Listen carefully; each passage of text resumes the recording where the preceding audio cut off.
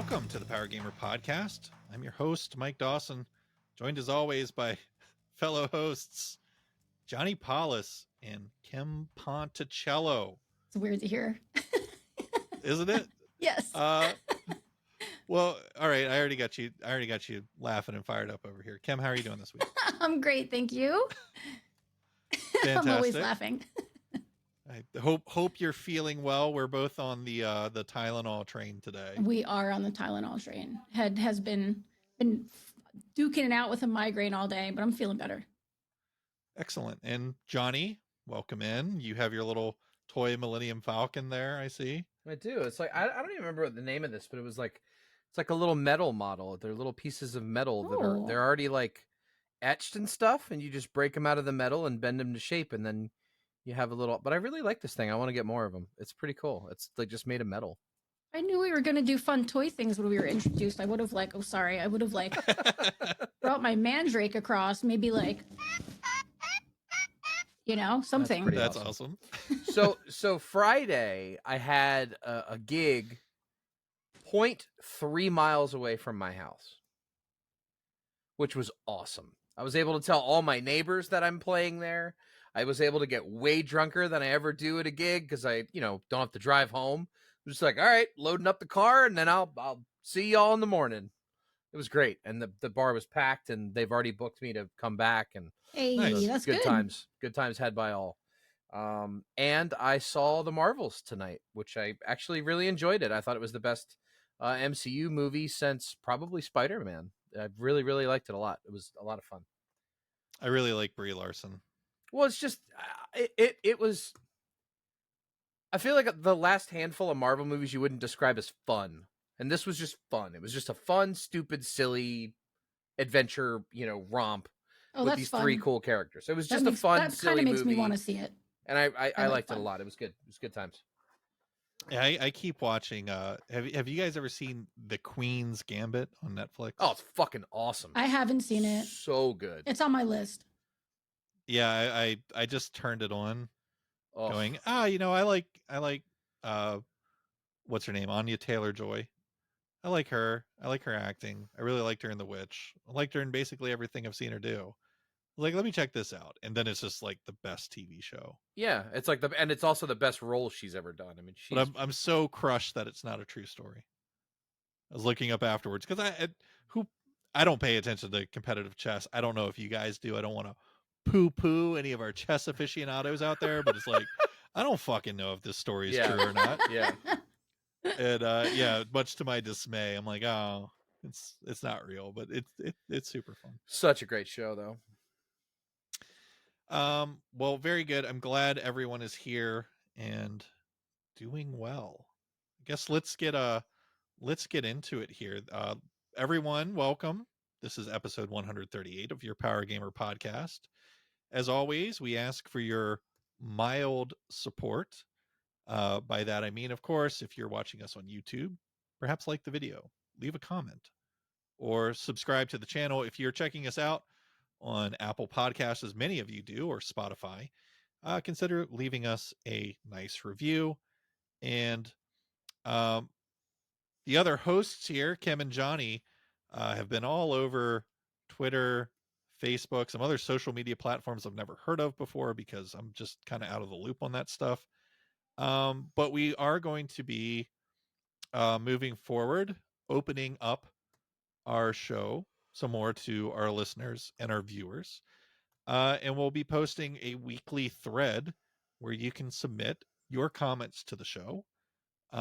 There's no promise we'll get to all of them, but I am going to try and incorporate some of your talking points, some of the things that you want to hear about in all of our shows moving forward. So get in there.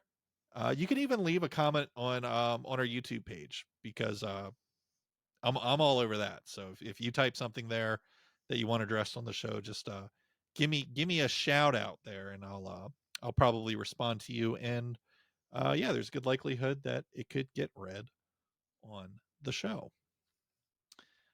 Speaking of which, we do have some inquiries that we want to take a look at here. First one comes in from Cul-de-sac over on. God, can we just agree that we're It's Twitter. not calling it X.com? I will It's never call it Twitter. X. I will It's Twitter. never It's call it fine. X. No. It's Not a tweet. happening. It's Twitter. The end. Yeah. So from over on Twitter, we got a few questions, but there was one in particular I wanted to highlight. What's a game that you love, but you don't want another game in the series? I thought this was an excellent question because it's so common today, especially whenever we see new IP. You almost presume that you're going to get hit with a trilogy or more. I mean, some game series just seem to run on and on and on. The other part of this question that's important is what's a game that you love? So, no cop out answer saying you don't want a sequel to Forspoken. What? You don't love Forspoken? I'm not gonna Stop. lie. I actually do want a sequel for Forspoken to see if they could do it right. Well, that kills that point. But point being is, if it's a horrible game, yeah, that's not what we're talking about here. We're talking about games that are loved and cherished. Maybe there's been some sequels already. You just don't want any more. You want them to leave it alone and move on. Man, this sounds like some other things we were talking about a few weeks ago. I digress. Johnny, let me throw it to you first. What's a game that you love, but you'd rather not see another game in the series? I want the Uncharted series to stay completed where they left it. They've already done the prequel arc with 2 other characters, and they had the send off for Nathan Drake. And I know there was a little hint of like the daughter maybe will pick up the reins. No, just leave it where it is, and like let them make other games, because like obviously they have a format that works for them, and all of that. And I'm not saying that developer should stop making incredible adventure titles. They should keep doing that. But I think the Uncharted series is kind of they've done enough of the Indiana Jones thing. I think you leave that where it is, and I think it's so perfect where it is. Every one of those games, in my opinion, is damn near flawless. I mean, it's one of the best video game series like ever, and I like where they ended it, and I kind of want to just see it stay ended. It doesn't need a reboot. It doesn't need a sequel. Just let it end where it ended. Yeah, I find Uncharted. I don't know if I'm ready for Uncharted to just be done because there's already been so much in that world. But I do definitely think that it's unlikely if there is a sequel in Uncharted or in that universe. I think it's unlikely that we'll see it for some time because it seems pretty evident that Naughty Dog are working on Last of Us Part 3, although they have not formally announced anything along those lines. Come on, that's what they're working on. Well, yeah, I mean, after the success of the TV show, Yeah. Of course, with all the rumblings around with the factions multiplayer game and that having trouble, one would almost certainly assume that there's a third game coming in that series. So kind of let it end where Uncharted 4 ends, and I won't spoil the end of the game, but yeah, it did look like, I don't know, Cam or Johnny, if either of you saw those Sony trailers that look like it has, oh gosh, what's her name? Cassie, the Nathan's kid. I think it was Cassie. Yeah, I think so. In the trailer, like with the torch and like in a kind of Tomb Raider-esque. I didn't see that. Oh no, I didn't see that. Yeah, so I'm pretty sure that that's already like a thing in the works. So that train's already left the station at this point. Yeah, they haven't made a formal announcement, but they've shown content that suggests that it's coming. Now, we do know that Naughty Dog had come out and said flat out that they're not making another Uncharted game. but the Uncharted IP is Sony's IP. Yeah. And the current team with Naughty Dog isn't the one that was responsible for Uncharted to begin with. So it does kind of make sense that if there was going to be another game and it's kind of a reboot with the kid, that it's made by someone different. Right. So I don't know if that satiates Well, your and concern, Johnny, at all, that it would be someone different making it, or maybe it raises the concern higher. well, and I don't want to imply that if they announce the next one that I would roll my eyes and say, "Oh God, here we go." It's not really that. It's just I feel like it left on such a high note that I personally would like to see it just remain there. But I mean, shit, if they make another Uncharted, yeah, I'm probably still gonna play it. I mean, we're all gonna play it. Yeah, We're all gonna play it. Yeah, it'd be cool, like, if there was ever any way for Amy Hennig to be involved in that again, because that was her brainchild. I mean, from start to finish. Yep. She left during production of Uncharted 4. That's when Neil Druckmann took over and finished the game, and then of course went on with the Last of Us series that he's so famous for, and is heading Naughty Dog basically in all facets at this point. But yeah, I think that's a good cutoff. I mean, I did like how Uncharted 4 left things, and I like that it came out. It wasn't too much at once. It came out a long time after Uncharted 3, and I thought that DLC that came out for it was fantastic as well. Which Kim, I think you just played the DLC for Uncharted 4, where you play as Chloe. Yeah. Yeah, I just played the whole series recently because it was like I pulled out Uncharted from my bowl, and I figured I would play one of them and then move on to the next game from my list that I have in my bowl. And I ended up loving it so much that I kept going, and I played through the entire series because I couldn't stop. I really couldn't stop playing, and I literally loved every single game. Like, everybody's like, what was your favorite? I'm like, I don't know. I really don't know. I loved them all for their own reasons. One because of the dialogue, one because I loved the relationship between these people, the other one because I love the puzzles. Like, I love them all so much. And so I'm like so torn, because would I be like, oh man, they came out with another game? I wouldn't. I'd be like, it's good the way they left it, but yeah, I'm gonna play the new game, and I'm kind of excited. But at the same time, I feel like you do. Like, I worry that it's gonna not be a good game. So it's like, you want to stop things before they jump the shark. You know what I mean? So Yeah. Well, while we're with you, Kim, what is your pick for a game that you love but you don't want another game in the series? So this is a rough one, because it's only one game, and I'm so curious if we have the same one. And there's already I've heard rumors that there's going to be a second one, and I don't want there to be a second one. I kind of don't, but at the same time, if there is a second one, I know I'm going to play it, and I'm just going to have to hope that I love it as much. But Ghost of Tsushima, that's my pick too. Yeah. like there's a part of me that's like, I would love to experience another game, but the other part of me is like, just let it be where it is. But then the other part of me is like, I want to see more of Jin Sakai because I love him, and I don't know that I've ever played a game with storytelling.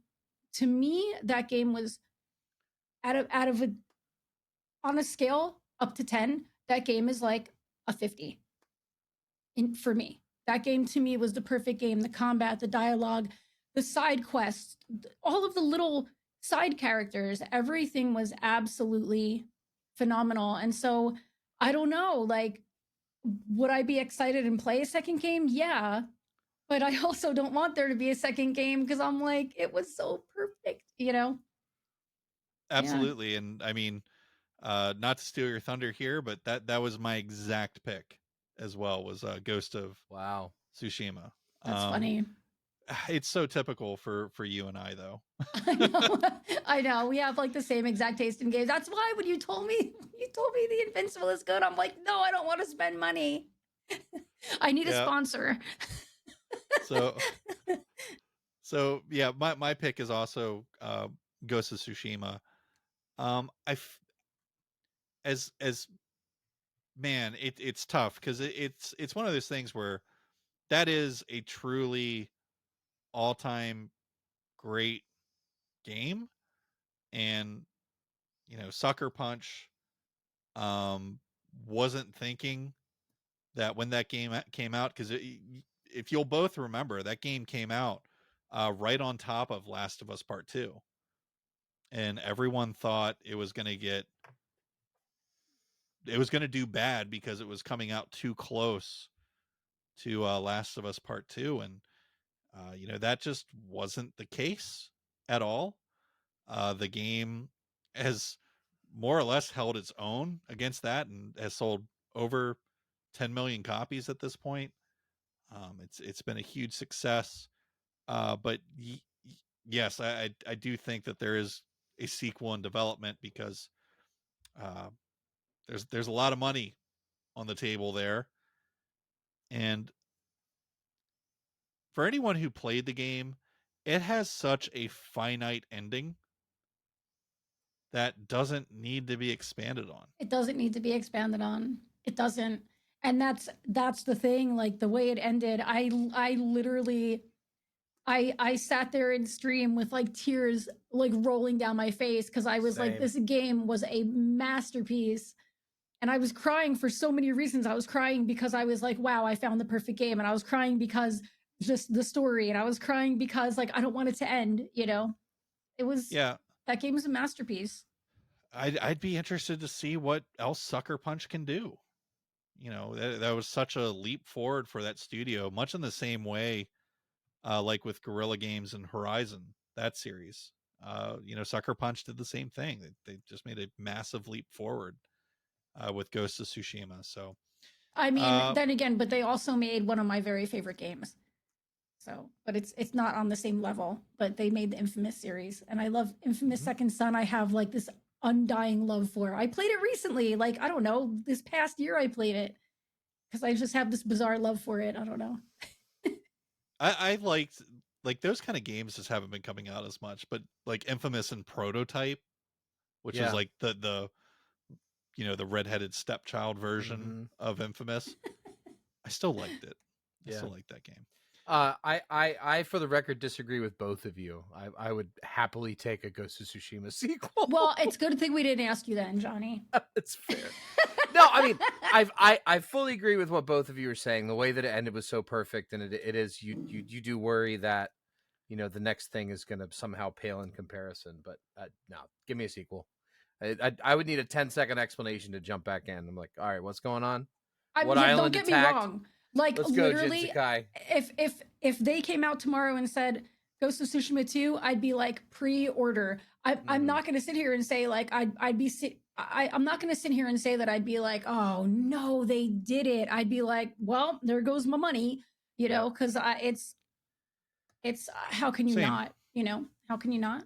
And my money is still on the Ghost of Tsushima movie is going to be the greatest video game movie of all time. That's where my bet is going into that. It's got some real stiff competition, Johnny. I don't know. That's the thing. It doesn't have stiff competition. It's being done by the John Wick guy. The John Wick dude is making the Ghost of Tsushima movie. Fucking, oh my God. When the bar is Sonic the Hedgehog. That's tough. That's tough to beat.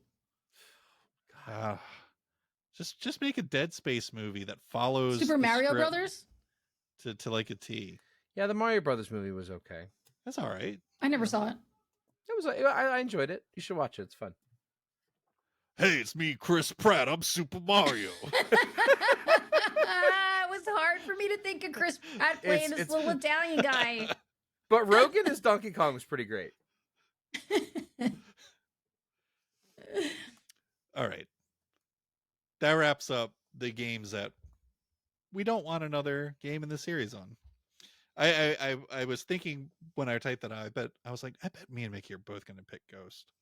That's so funny. As soon as you said, I wonder if it's the same, I was like, I can guarantee it's going to be the same because we literally have the same exact taste in games.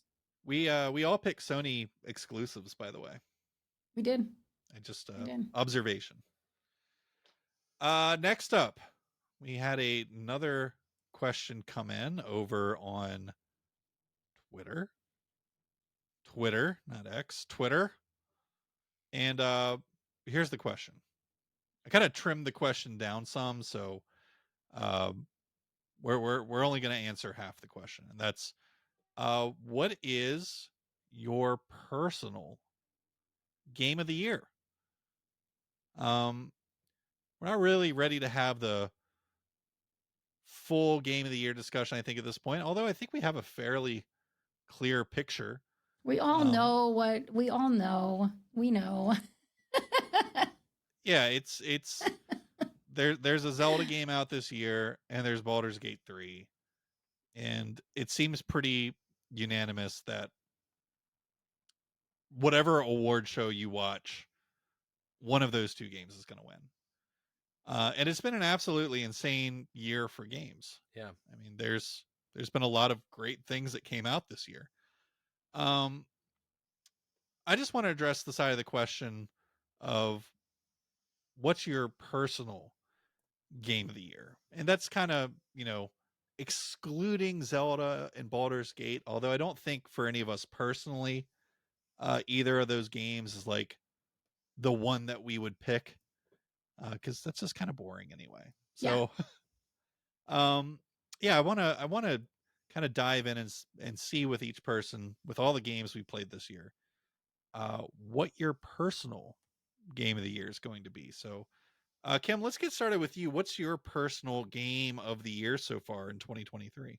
So I've gone through a lot of games this year. 32 games I've completed, and there's some other games that I've played and then didn't keep going, but one of them I can't get out of my mind, and I wish it had a chance at game of the year, but we all know it's like small games just don't.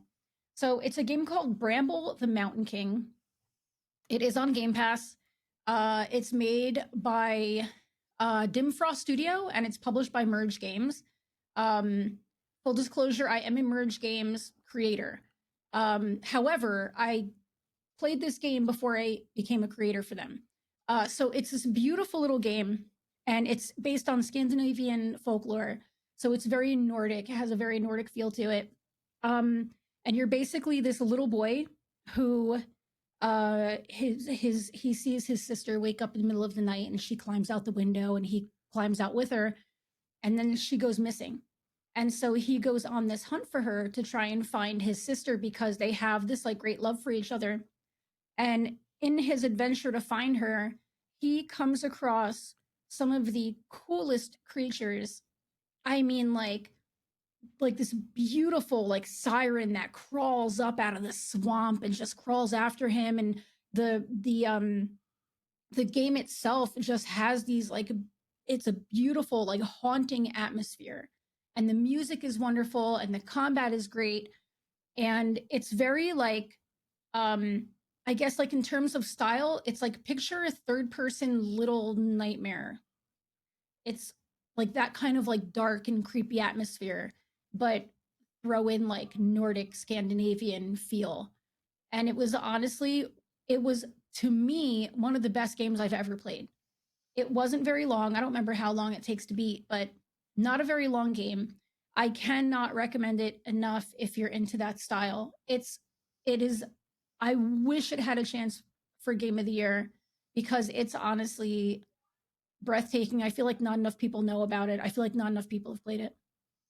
Yeah, I'm looking through screenshots right now. It is Beautiful.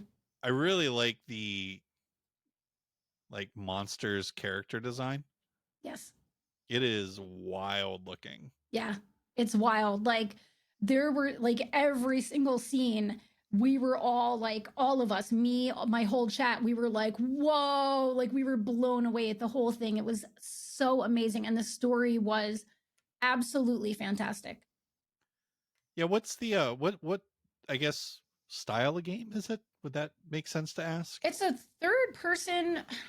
I don't even know how they would. I don't even know how. It's a third person. It looks like it has like those static environments that you just move your character across, Sometimes. and then other times it's third person. Yeah, actual. it's yeah, it's weird. It's very different. Yeah, That is a very cool looking game. It is on Game Pass. it is on for Game Pass. those still subscribing to it, or people like myself who've come back to Game Pass. I think I mentioned that a few weeks ago. I did come back. You did. Old Phil got me. That's right. Made such a big deal out of canceling your account, and then like 3 weeks later, like, and I'm back. Well, I told you, I got the 3 months with my Yeah. copy of Starfield. So I was Game like, well, Pass is a variety streamer's dream. Yeah, it You really know, is. It's Agreed. really beautiful. And that's how I found it was I mean, not how I found it, but I had heard about it when it was still in development. And so I kept my eye on it and kept my eye on it. And I was ready to buy it, you know, and I'm not one to buy games because I am so cheap. But when I saw that it was coming to Game Pass, I was like, you've got to be kidding me. That's fantastic. And it's honestly, I literally cannot recommend that game enough. I might download that after the show. You need to. Same. Right. I think that's a great pick, Kim. Thank you. Johnny, I feel like anyone that's been listening to the show for the past few weeks is going to be familiar Gee, I wonder. with yours, but let's see if you throw us a curveball here. Johnny, what would be your personal game of the year for 2023? Shout out to Sabotage Studio for Sea of Stars. If it wasn't for I wasn't expecting that at all. If it wasn't for Tears of the Kingdom, Sea of Stars would be my easy pick for game of the year. I gave this game a 9.8. I think it's one of the greatest JRPGs ever made, and you should just play it. If you like JRPGs, just play it. I promise you'll enjoy it. It's really, really good, and I just don't have anything else great to say about it. It's a fucking masterpiece, plain and simple, and everyone should enjoy it. Yeah, we have something we need to do, Johnny. Yeah. And my pick, which probably won't surprise anyone that's been listening for the past 6 months or so, my pick is Octopath Traveler 2. It's been a while since we talked about it, but all you need to know about Octopath Traveler 2 is I gave it a 9.8, and I am like one of the most harsh critics in terms of how I score things. I consider a game is really fucking knocking it out of the park when I give it an 8. And this game is almost complete perfection. So much so that I'm not going to say anything bad about it here. I mean, it's just brilliant storytelling. It took the game a step forward every way from the first one. What's great is you don't need to have even touched or looked at the first Octopath game. They're completely unrelated to one another. And it's just completely wonderful. One of the best games I've ever played, let alone this year. Easily my game of the year choice, regardless of Zelda or Baldur's Gate or anything along those lines. It's just perfectly done. And Johnny, we're both fans of the JRPG, obviously, with our picks this year. Yep. But I have not played Sea of Stars. And I have not played Octopath Traveler 2. Yep. Octopath Traveler 2. So I think would it does it even sound doable for you to play and beat that game and for me to play and beat Sea of Stars before this year is over? It's doable. The only barrier for me is that Octopath Traveler's $40 and Sea of Stars is free on everything. You can borrow my copy of Octopath. I have a physical copy. You have it on Switch? Switch. Yeah. Sure. Done. Yeah. Yeah. So I can remove that barrier no problem for you. Perfect. Because of my tendency to buy things. That's how I have Breath of the Wild right now. Yes. You've got one of my 2 copies of Breath of the Wild. I still prefer my Wii U version because they made it for that goofy ass controller and it really works better with that thing. So, yeah. So my pick, Octopath Traveler 2 for sure. I can't recommend that game strongly enough, and it's so nice that you can just play it in little bite-sized nuggets and come back to it day after day. It doesn't have to be the only game you're playing, but you want it to be because it's so damn good. I It's really haven't played wonderful. either of those games, and I've never played the first Octopath. And Yeah, I've so always wanted to because the look of it is super appealing to me. the storytelling will just absolutely melt your heart in both games. But yeah, if you just like that game style, definitely play both. I'm not saying that 2 is so much better than 1 that you should ignore 1. Absolutely not. But 2 is just better in every way, but you don't have to play them in order. So if you're like, I just want to play the better one first, go for it. There's no reason you have to play 70 hours of Octopath Traveler before you play 70 hours of Octopath Traveler 2. That Okay. is not necessary. Well, very good. I thought that was a fun topic. See where everyone's at. We all knew where Johnny was because of recency on the completion of Sea of Stars, but Kim, your pick is definitely the most interesting because everyone here besides you needs to check that out. So I think that's got to happen. I know you said you didn't remember how long the game took to beat Did you Bramble look the it Mountain up? King. I'm gonna take I'll look it a up. glance real quick here. It's short, Trying 7 to- hours for completionist. Focusing on the main objectives, Bramble can be done in 4.5 hours. 7 hours for 100%. Perfect. Wow. Okay, yeah. I'll Knock tackle it that. out. Knock it out. I'll tackle Same. that here soon. Yeah. I'm traveling all next week, so I need something I can play on my laptop. So I'll just download that and play it in my hotel room at nights. That'll be perfect. Ladies and gentlemen, it is time. You'll notice this week things are a little out of order. Because I'm moving stuff around. I'm fucking with the recipe. So forgive me, but it's finally time to talk about the games we've been playing this week. I'm so excited to talk about some of these games that I haven't touched. Johnny, let's get started with you because you've got a fresh list over here. What have you been up to this week? It has been a week of platforming for your boy. I was streaming Ori and the Blind Forest and getting extremely frustrated. That game is very, very effing hard. And It's not that hard. Oh my god, that game just I want to see you play brutalizes Ghost me. Runner. No thanks. Anyway, so I'm playing Ori and I'm just like cussing my head off and getting so frustrated. And one of my viewers, shout out to Intrinsic75, shoots me a message and it's like, "Hey, check your inbox on Steam." And I go and I've been gifted a game. It's a game I've never heard of. And it's called Deedlit in the Wonder Labyrinth. And this is a 2D side-scrolling Metroidvania game that artistically looks like Symphony of the Night. It is definitely like a tribute to that era of like 16-bit, 2D with some little bits of kind of 3D something in the background and very cool animations, and even the little and like in Symphony of the Night, there's like that shadow that sort of follows your character around as you move. All of that's there. But what makes this game so interesting is I'm only like maybe 2.5 hours, 3 hours into it, and I already have so many different things in my kit. So I have my regular weapon, I have my bow and arrow, and I have my magic spell, right? Now I can also have like your fire or your wind power, and you just with one click of a button, your body changes from one to the other, okay?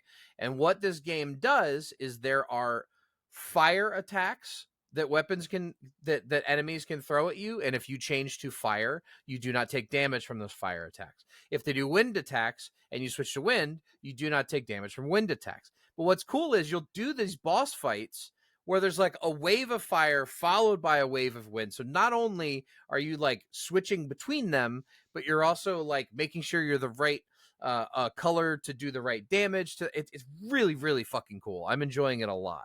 So if anybody likes that Metroidvania Symphony of the Night sort of thing and wants to scratch that itch, I was calling out Intrinsic. I was like, man, you obviously did not listen to the last episode of the Power Gamer podcast when I called out that I have too many fucking Metroidvania games to play, and then I'm gifted one. But no, this game apparently is only like a 7-8 hour game, so I think I'll probably knock it out the next week. But I'm really enjoying it. The art style is awesome. The combat's great. Everything about it, the design is awesome. It's a recommend. It's not kicking your ass all over the place. No, not at all. I mean, it's a couple boss fights have taken multiple attempts, but yeah, no. Ori was driving this poor man. Bro, absolutely I'm dying every 10 seconds. Like literally, just like okay,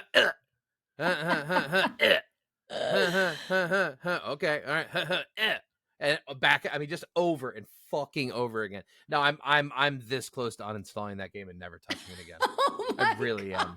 I think that's one of the things I love about gaming, though, is like, I love how some games you'll have a game that one person will say absolutely not. Yep. Like Ghost Runner is a good example. I was streaming Ghost Runner, and so many people were like, "I'm so glad you're playing this because I will never, but I want to watch it." Yeah. You know, and Ori, I think, is one of those games. I loved it. I found it so relaxing. I found it so chill and so relaxing. And so to hear you say that, it's amazing, you know, because it's like, I don't know. I think that's one of the things I love most about games, you know. I have said the words "fuck this game" to Ori and the Blind Forest. Like, I'm gonna say 50 times. There's been like my I was playing it last weekend, and my wife like literally said, "Can you please play a different game? I can't listen to you sit back there and lose your mind. Like, you're just That's sitting amazing. like you're just getting more and more mad." I don't know what it is about that game. That game fucks me so hard. It's That's not good. so funny. Yeah, I find that game like super zen. I would never weird? use the word relaxing in playing Ori and the Blind Forest. Then again, when I love want to his, relax, I play League of Legends. So But that's what's funny is, like, I mean, when we talk about skill level and shit, like, I mean, I beat the pants off Returnal, and like Returnal is a really fucking hard game. Sifu beat the fuck out of that multiple times. I mean, there are really tough games that I can get around, but something about certain games just don't work with certain people, and that's a fact. Yeah. But I mean, I really want to like that game. I keep trying to go back to it, but man, I mean, I die every 10 seconds. My favorite, like, Johnny's really losing his shit with a game when he starts talking about the thing that killed him's mother. Yeah. Oh yeah. Mm-hmm. Yep.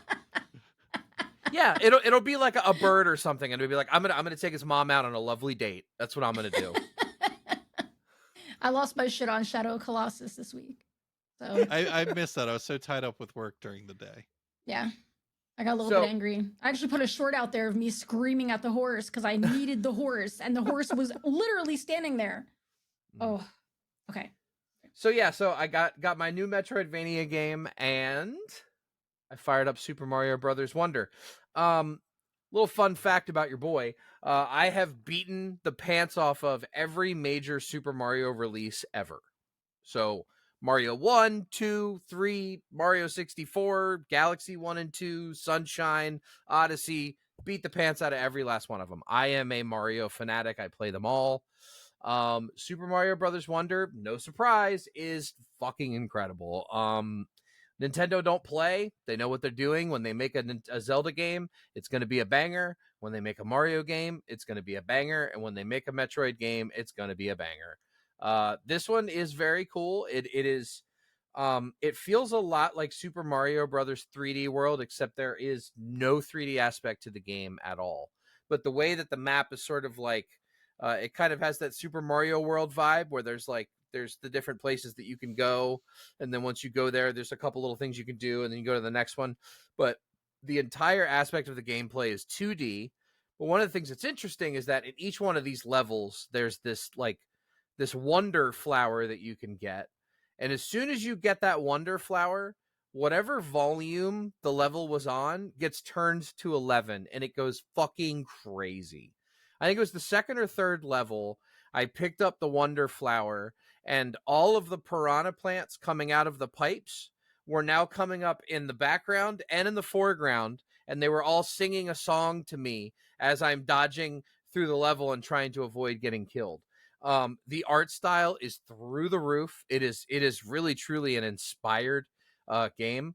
They did not just phone in a 2D. This is a true Mario Brothers game, and if you have ever sat down and lost days in Super Mario World or Super Mario 3 or any of those like 2D guys, this is right up there with those, and it's going to be a 9 something. I just don't know quite where yet, but it is very, very, very fucking good.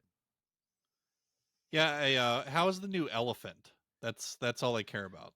So the elephant. So one of the things that's interesting with this is that so similar to the other Mario games where you have small Mario, you have big Mario after he's had a mushroom, and then you have like Raccoon Mario or Cat Mario or whatever. Tanuki, I think they call it. Tanuki, yeah, Tanuki's one of them. Yeah. So the new one in this smart for knowing that. The new one in this one is an elephant. The elephant can swing his trunk to hit enemies or to break blocks, and if you walk over anything with water, Elephant Mario will fill his trunk up with water, and you can then shoot that water at other things, and sometimes that will open puzzles or slow down enemies or something like that. But it's basically he has a trunk that you can swing or a trunk that you can shoot water with. Other than that, he's just a big ass Elephant Mario. But no, the game's dope. It's going to be a 9 something. I just don't know where yet.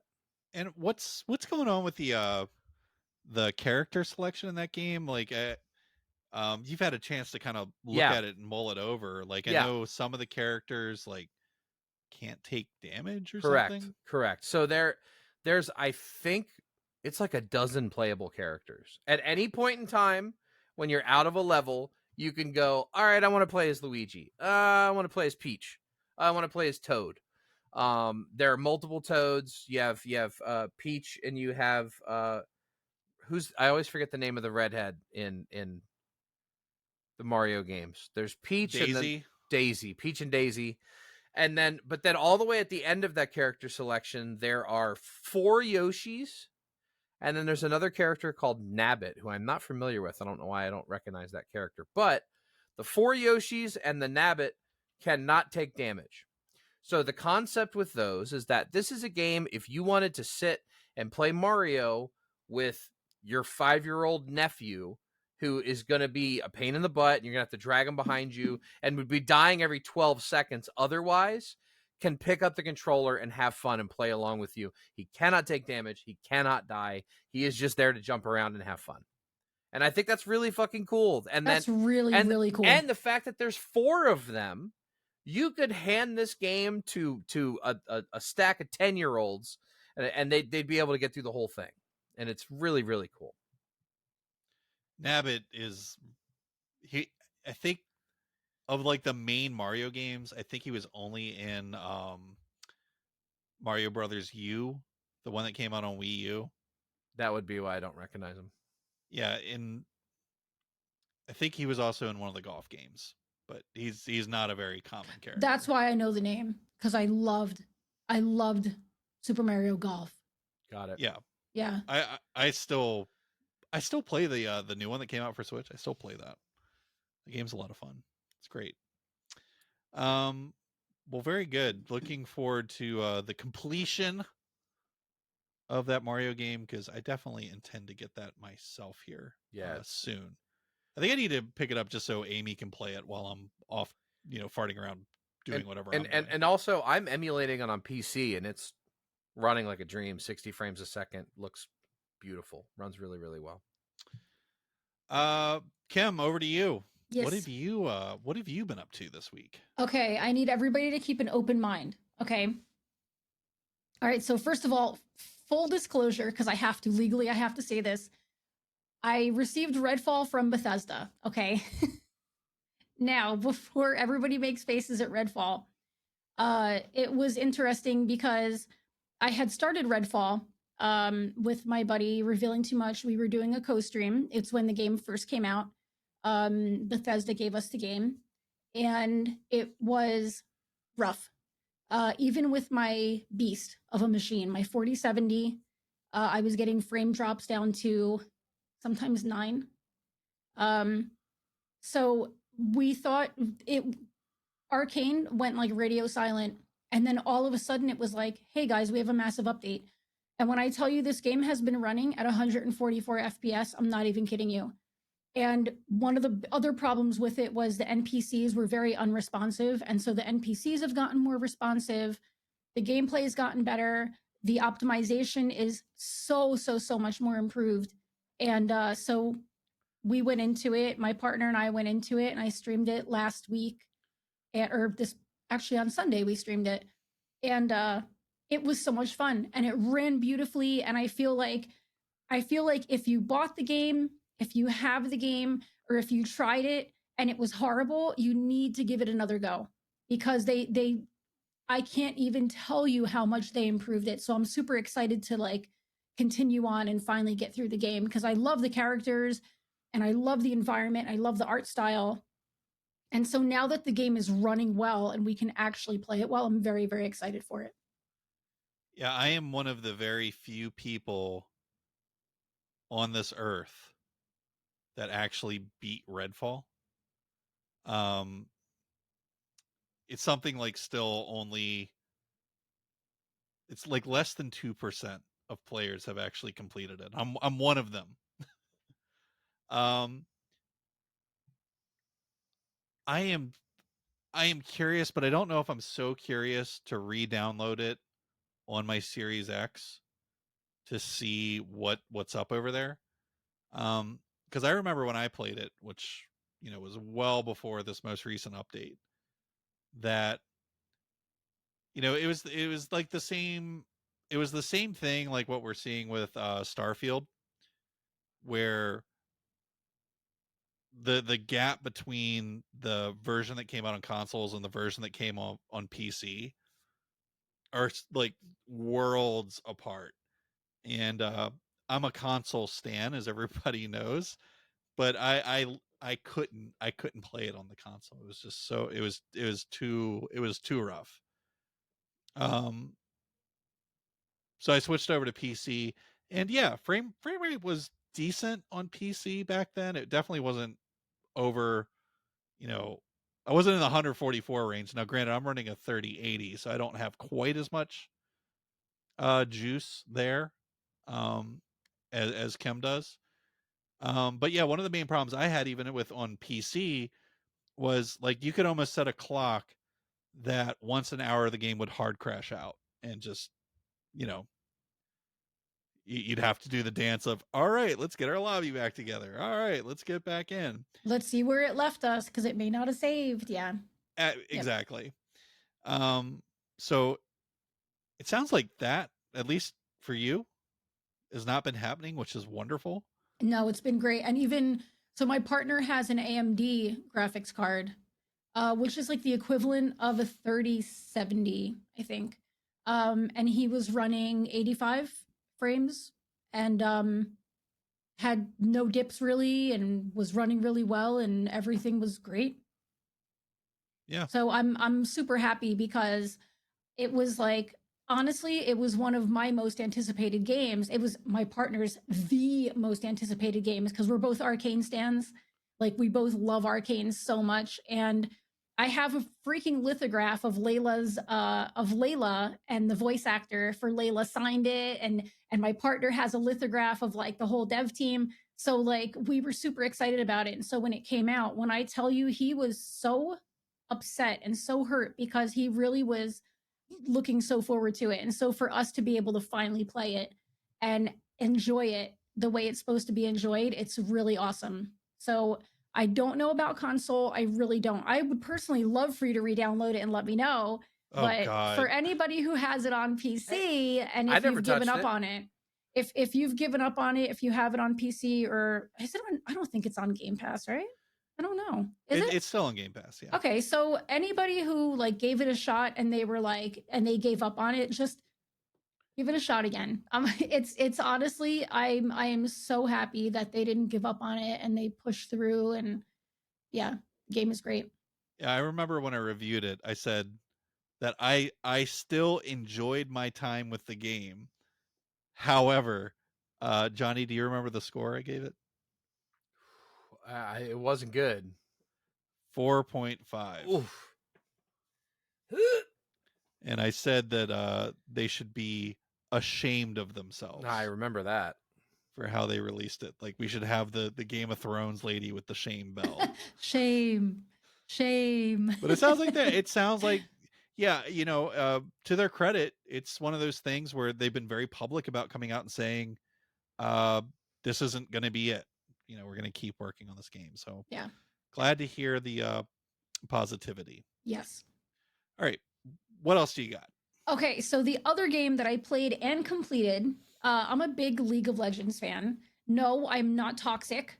I'm actually a positive League of Legends player. I love the lore of League of Legends. That's what made me start playing League. And so Riot Forge has a whole series of other games. That's Ruin King, which I was talking about, turn-based games. And they have Convergence and Mage Seeker. Ruin King is what got me mixed up earlier. God damn it. Okay.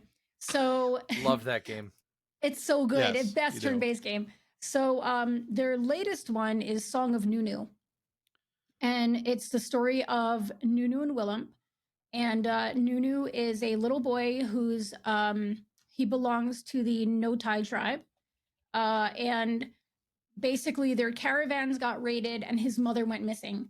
And so on the hunt for his mother, he befriends, you don't see this in the game, but he befriends the last Yeti of the Freljord. There are no more Yetis.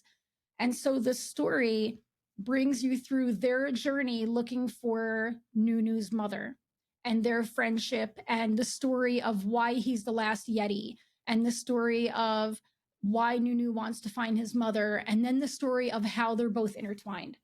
And the art style is absolutely beautiful. The gameplay was so much fun. Even if you're not a League fan, it is honestly the story, the characters, everything about it was absolutely just honestly so much fun. I'm going to say that the only problem with it is I could see it being an issue on people with low spec PCs because I was getting frame stutters once in a while. For the most part, I was at 144, but all of a sudden I would get frame stutters. But I did have everything on the highest setting. But I could see maybe having optimization issues. But the Tequila Works is the developer that came out with it. And they're very good about keeping up with their games. And they've come out with some awesome games in the past. So I could see them kind of putting out some patches and getting it more optimized. But it's definitely a game worth checking out. It's not very expensive. I think it was like 9 hours of gameplay. But the characters and the story and the gameplay and even just the silly things, like at one point I was walking I was walking as my little Nunu, and all of a sudden from behind me Willem threw a snowball, the Yeti, and I was like, all right, I threw a snowball back and we ended up in this like spontaneous snowball fight. And it was like the cutest thing. And just you can hug him, like you can just walk up to him and hug him for no reason. And then he like nuzzles you. And just everything about it. The story was great and they left it open. So I'm very excited about that. But yeah, I highly recommend. Yeah, we need more games like this. Where it's like what we say with a lot of Nintendo games where art style is what leads beyond fidelity, and it allows game developers to make games more quickly. We have this huge issue with like every game taking 7-8 years to make because they all want like the photorealistic Naughty Dog thing, versus saying, you know what, let's just use some great art direction, some purposely, lower fi style. Because I mean, honestly, the game, it looks like somebody like HD remastered a PS2 game, art wise, which is great. Yeah, it's really beautiful. It's a nice like low poly style. Yeah, it's great to see because then at that point, then you don't care. You're not counting the hairs of the Yeti, for graphical fidelity. You're like, oh, okay, that's just it lets that kind of joy of older games where like there's a little bit of using your imagination It in reminds play. me of the way I can describe it is it reminds me of, do you remember the old claymation Christmas specials with the Yeti? Absolutely, yeah. It reminds me of that come to life, but cartoony, That's literally what it reminds me of. Just that like that wholesome, doesn't have to be, they're not looking for realism. They were literally looking for a bright, beautiful, fun environment with a dark twist on the side. And they really nailed it. They really did. Well, I think we got to give Riot some credit with what they've been doing with their property. I mean, Arcane on Netflix was magnificent. November next year. Ruined King was amazing. Mage Seeker, I haven't played, but it looks like it's a ton of fun. I haven't played it yet. It looks amazing. Yep. And I didn't even know about this one. And then also Hextech Mayhem was great. Hextech Mayhem is... So I'm a huge Ziggs fan. I have a little Ziggs figurine. He's my main on League. I love Ziggs. And so Hextech Mayhem, the music, the game, everything was so much fun. It's just crazy that they're like, this team's like, we're going to make a JRPG and like, we're going to make a pixely roguelike and like, we're going to make a feel-good Yeti adventure with a kid. Like they're just making... It's cool because they bring games on like all these different developers who specialize in those styles, and so it's really, really nice. It's nice to see. Yeah. Well, I think all those games, they also all have in common that thread of they're not trying to like be these photorealistic things, like so they're able to just keep bringing out new content and not letting things get stale. And And they also don't feel like they have to be a $60 title. None of these games are $60. None of them are. Yeah, they're all 30, 20, 40. Yep. You can buy Nunu on Switch for $29 full price. And that came out a week ago. Yeah. It's a brand new game. Very good. I guess it's time for me to go. Yes. So still working on Spider-Man 2. Don't really have anything to say on that. I don't know if you guys had anything you want to say on Spider-Man 2, but I'm just kind of working through it. I got sidetracked this week. So moving on from Spider-Man 2, still working on it. Got to talk about Robocop. Okay. You are killing me because you're playing two games that I want so bad. Well, Robocop, I beat. I completed all of Robocop.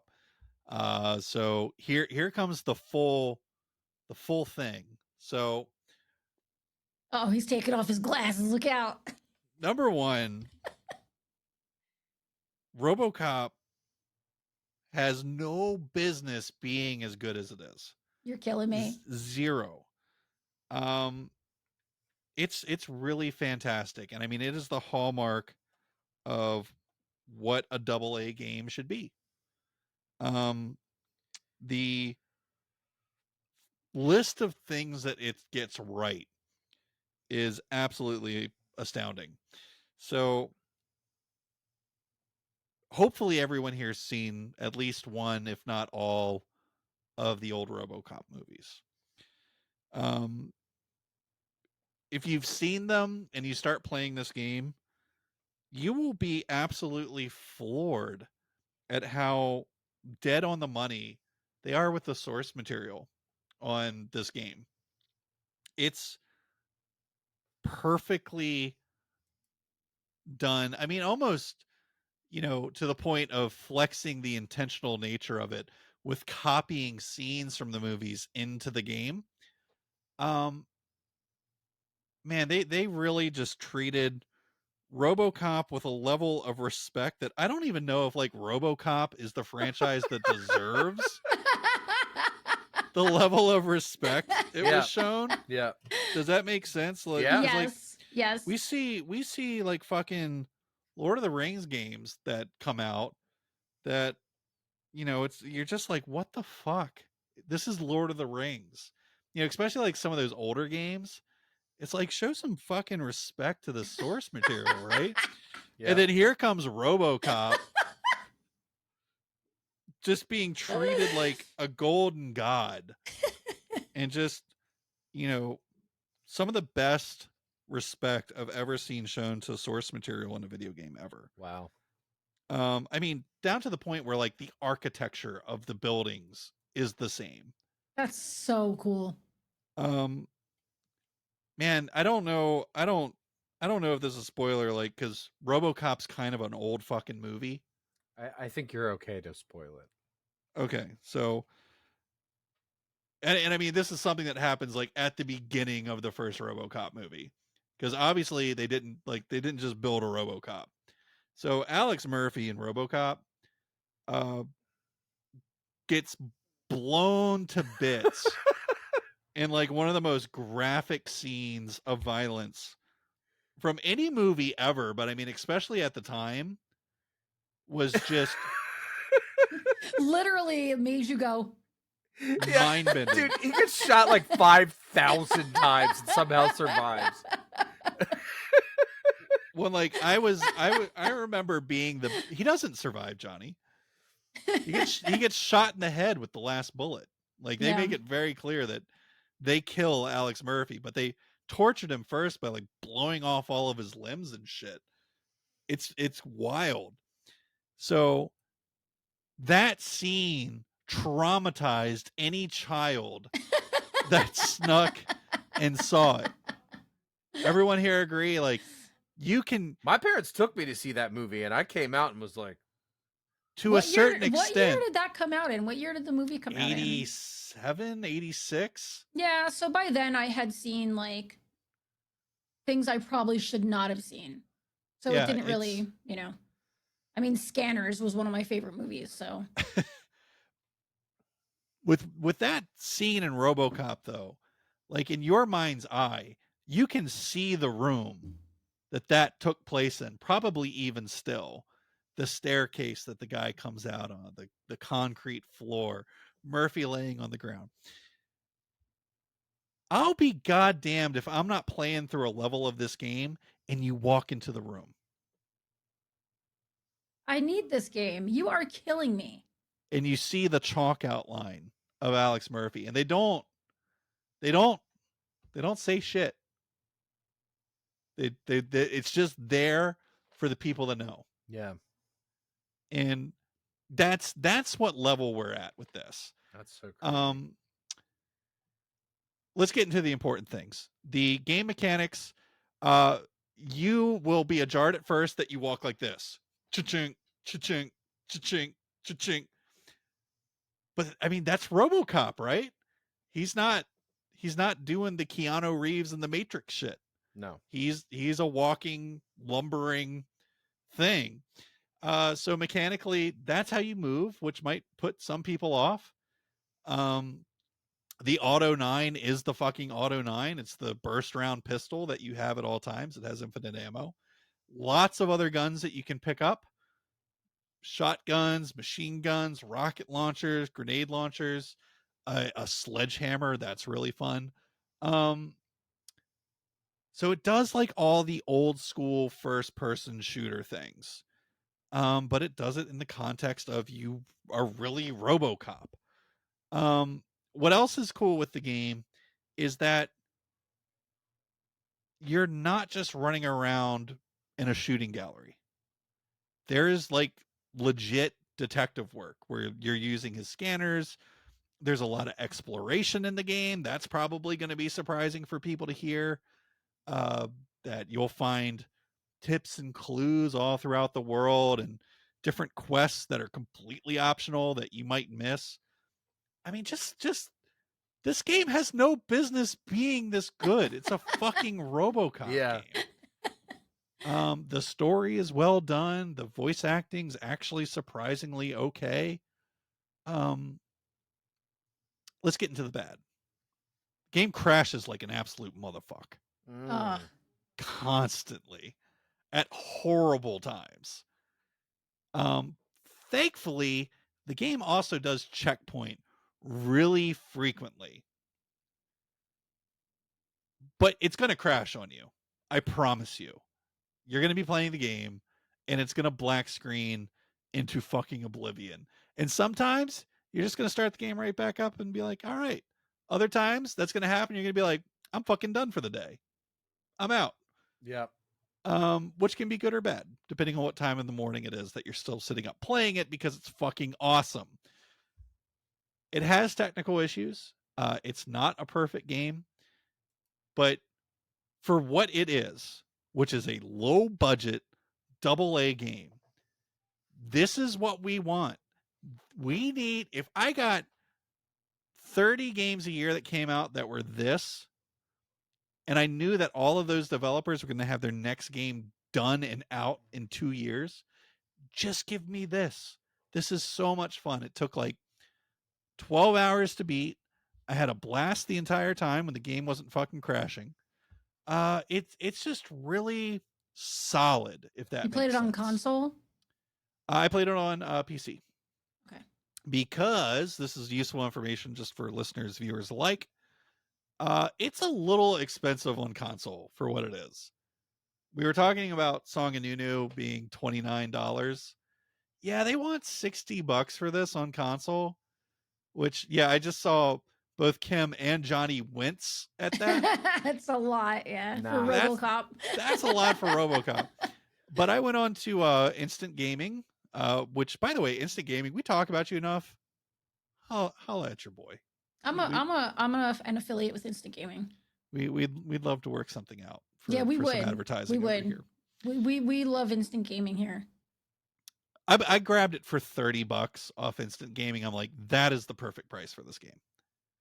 It should have come out at 30, but you can buy it there if you're willing to play it on PC. So I didn't feel like I needed RoboCop Rogue City so bad that I needed to have a physical disc copy of it. I'm like, I'm okay. Yeah. Are you sure?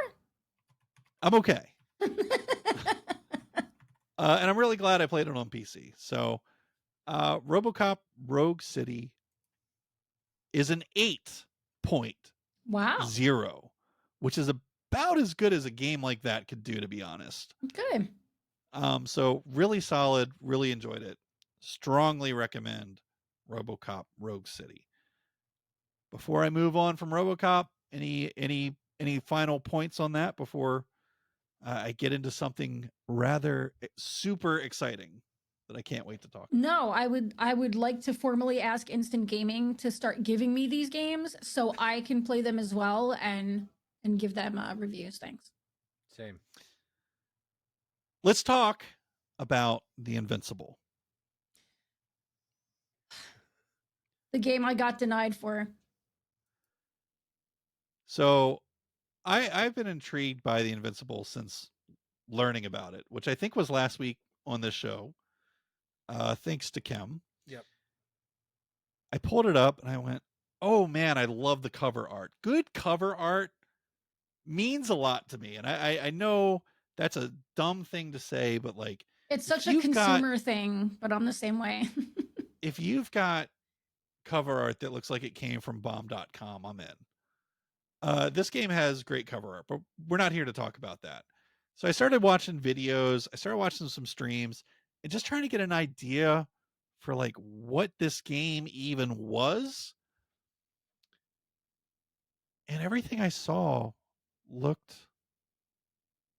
spoke to me, we'll say.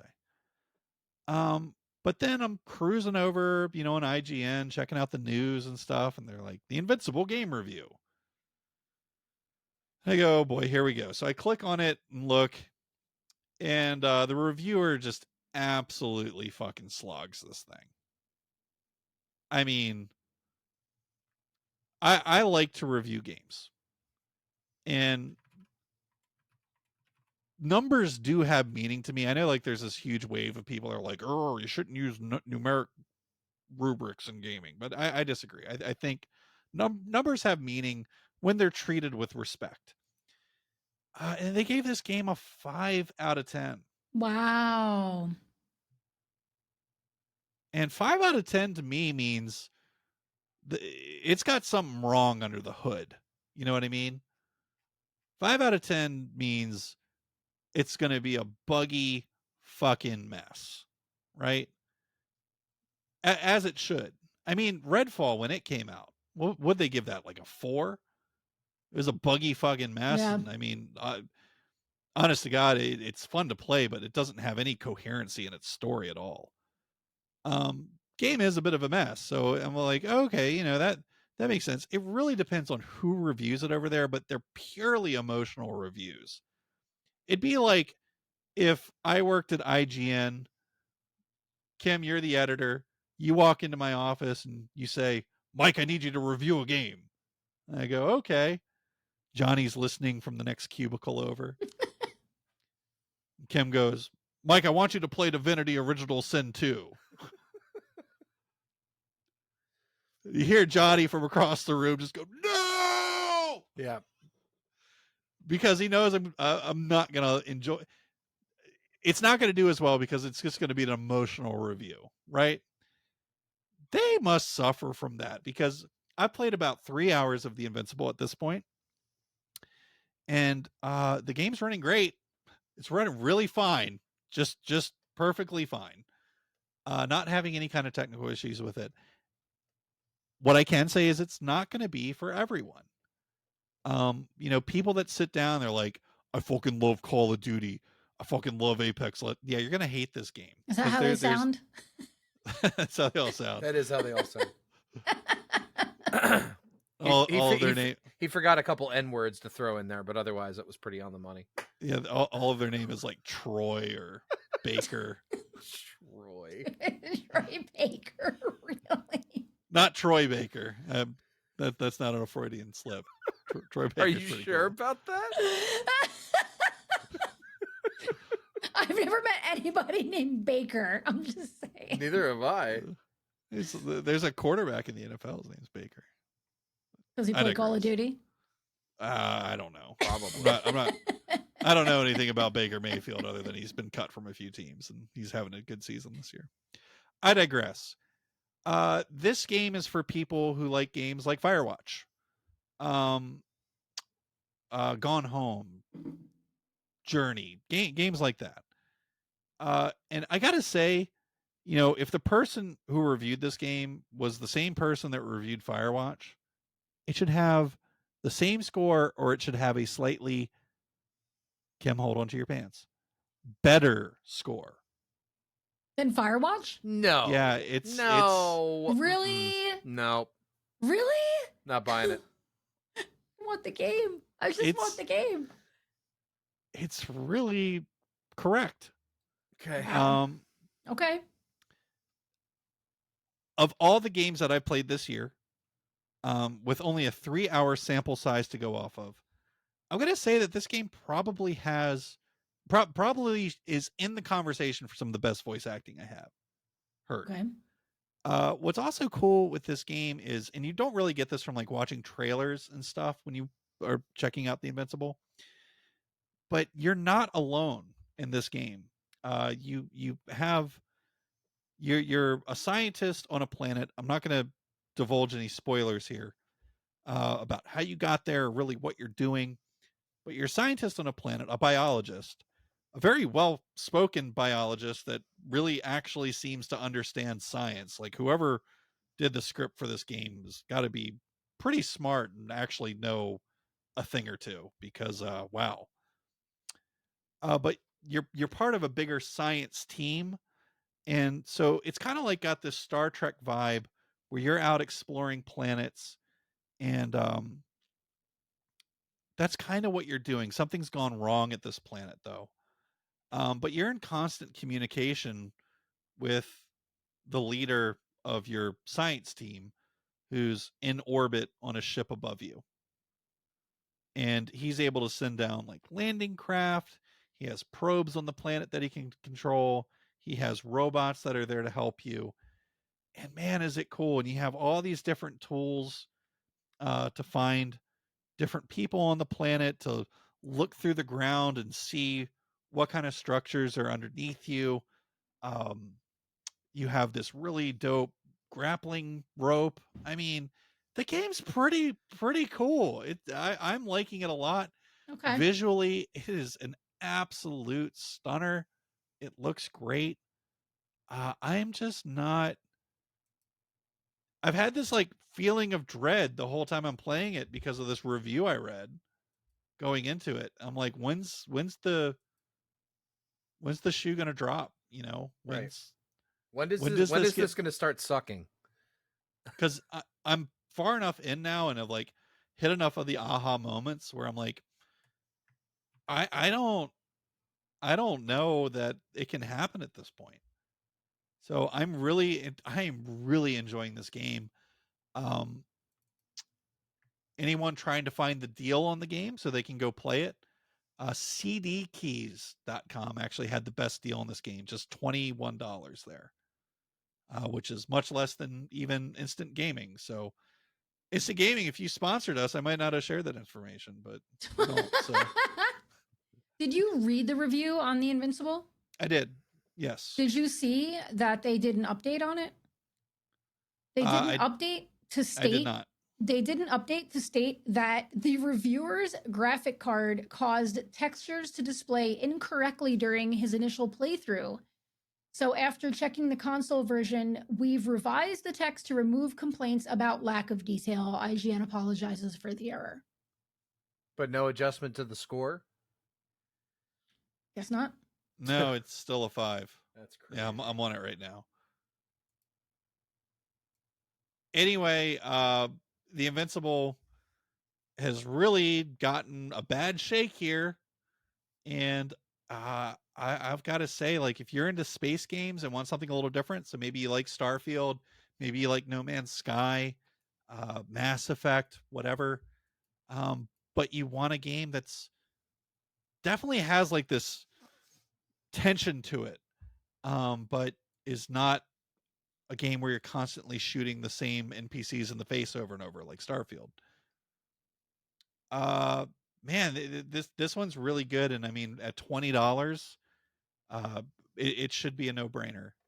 It's I'm really having fun with it.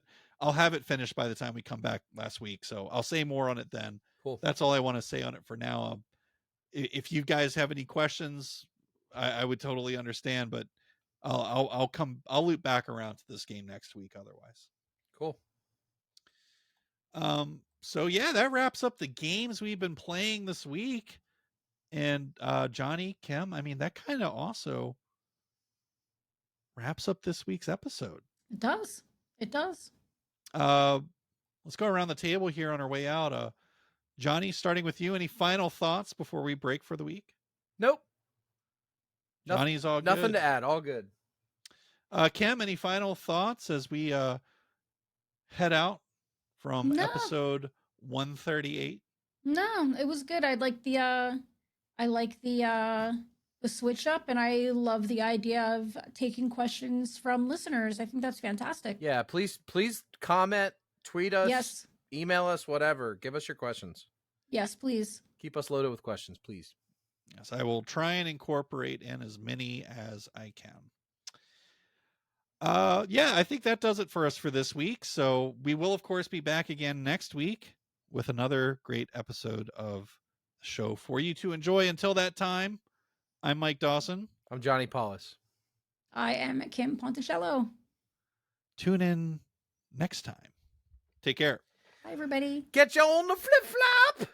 Ooh, yeah.